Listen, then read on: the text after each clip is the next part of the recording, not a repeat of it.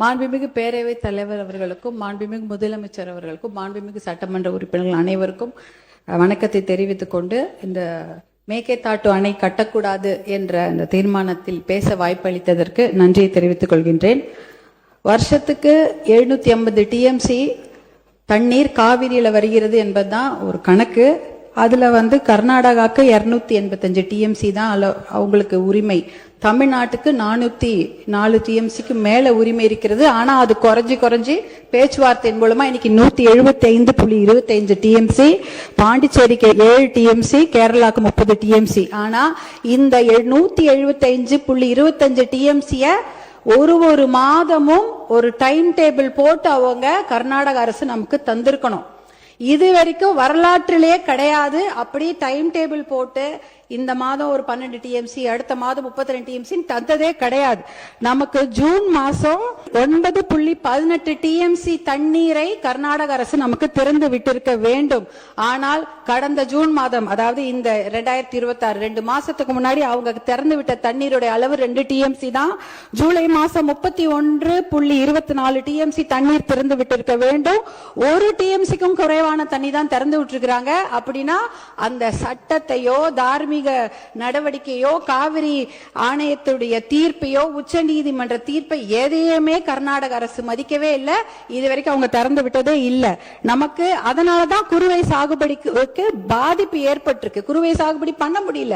அதனாலதான் விவசாயிகள் பாதிச்சிருக்கிறாங்க. இது எப்படி பார்க்கணும்னா, நமக்கு வர வேண்டிய தண்ணிய அவங்க கொடுக்கல. ஆனா எப்படி இந்த ஆடிப்பெருக்குல தண்ணி வந்தது? ஆடி 18 வந்து போச்சு. ஞாயிற்றுக்கிழமை எல்லாரும் திங்கக்கிழமை எல்லாம் சேலம், தருமபுரி மாவட்டங்கள் ஆடிப்பெருக்கு விழாவை கொண்டாடி இருக்காங்க. அந்த காவிரி தண்ணி எங்க வந்ததுன்னு யோசிக்கலாம்.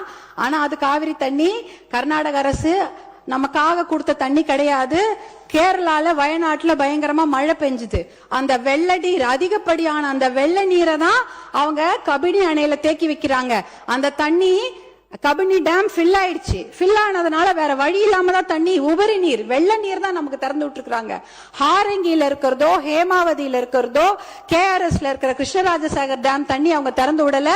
அது முழுக்க கர்நாடக மாநிலத்துல அந்த பெய்யக்கூடிய மழை, அந்த காவிரி நதி நீரை அதை தேக்கி வச்சுட்டாங்க. இது கேரளால இருந்து வர வேண்டிய தண்ணி தான் வேற வழி இல்லாம கபினி மூலமா நமக்கு வந்திருக்குது.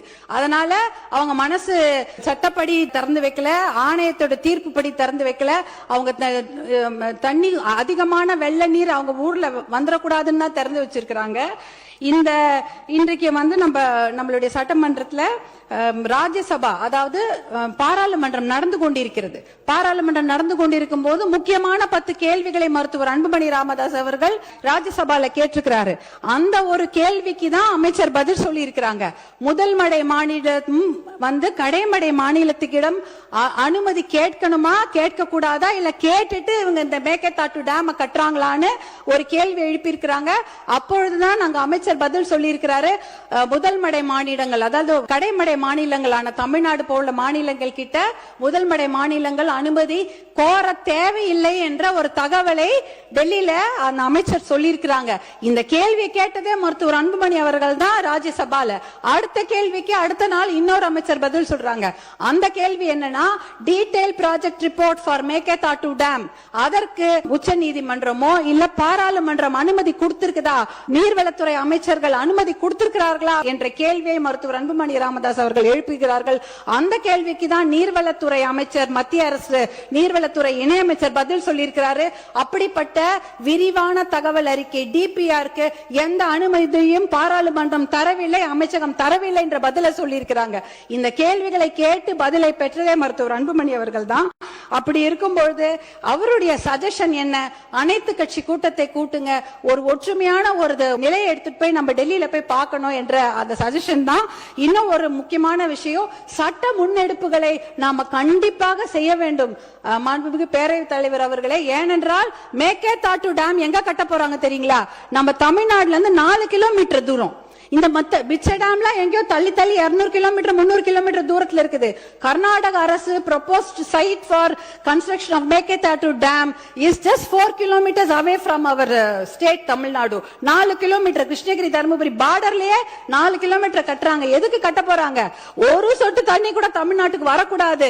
வரக்கூடிய அத்தனை தண்ணியும் எல்லா டேம்லயும் சேர்த்து வச்சுட்டு மேகேதாட்டுல 70 TMC தண்ணியை புடிச்சு வச்சுக்கிட்டு ஒரு சொட்டு நீர் கூட தமிழ்நாட்டுக்கு வரக்கூடாது என்பதற்காக தான் தமிழ்நாட்டுக்கு மிக அருகில் டேம் கட்டுறாங்க. அந்த மேகேதாட்டு டேம் கட்டினாங்கன்னா 3 வனவிலங்கு சரணாலயங்கள் அந்த டேம் கீழே போயிடும். 12,500 ஏக்கர் காடுகள் அழிந்துவிடும். புலிகள் சாங்சுவரி இருக்கு. பிலிகிரி ரங்கநாத சுவாமி கோவிலுடைய புலிகள் காப்பகம் இருக்கிறது. காவேரி வைல்ட் லைஃப் சாங்சுவரி இருக்கிறது. அதே சமயம் மாதேஸ்வரன் மலை சாங்சுவரி, அத்தனை வனவிலங்கு சரணாலயம். அதுல இருக்கக்கூடிய நீர் வேம்பு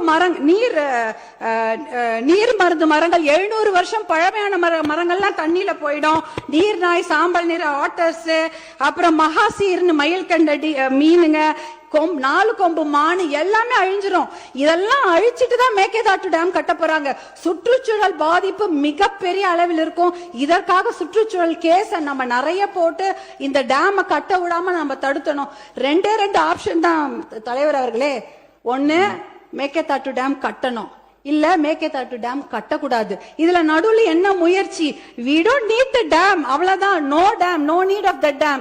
இதுக்கு நடுவுல முயற்சி என்ன இருக்கு? அந்த முயற்சியே தேவையில்லைங்கிற. மேகேதாட்டு டேம் கட்டக்கூடாது, அவ்வளவுதான்.